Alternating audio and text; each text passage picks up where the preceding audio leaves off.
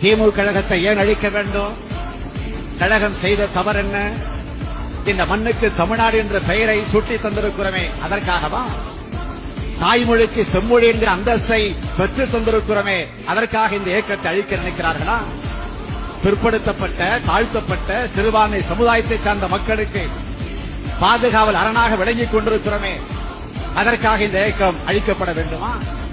வறுமையில் வாடும் மக்களுக்கு வயிறார உண்ண வேண்டும் என்பதற்காக 1 கிலோ அரிசியை 2 ரூபாய்க்கு வழங்கிக் கொண்டிருக்கிறோமே, அதற்காக இந்த ஆட்சி அழிக்கப்பட வேண்டுமா?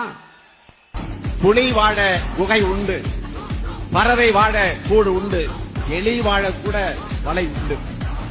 ஆனால் எங்களை போன்ற ஏழை எளிய மக்கள் வாழ்வதற்கு இடமில்லாமல் தவித்துக் கொண்டிருக்கிறோமே, அதையும் புரிந்து இந்த ஆட்சி இன்றைக்கு பட்டா வழங்கிக் கொண்டிருக்கிறது. அதற்காக இந்த ஆட்சி அழிக்கப்பட வேண்டுமா?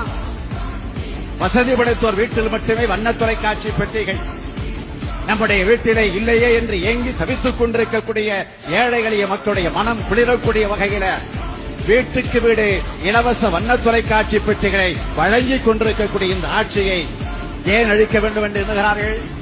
என்ன எரிச்சல் இன்றைக்கு அவர்களுக்கு வந்திருக்கிறது?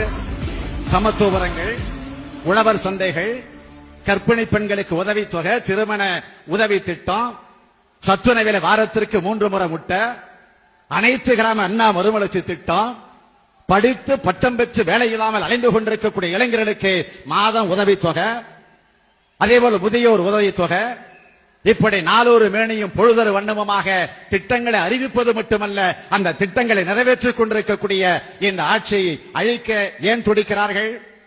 நான் உறுதியோடு தெரிவிக்க விரும்புகிறேன், திமுக கழகம்தான் தமிழினத்தினுடைய அரண், இந்த தலைவன் தான் தமிழினத்தினுடைய பாதுகாப்பு என்கிற உணர்வோடு நாம் உறுதி ஏற்ற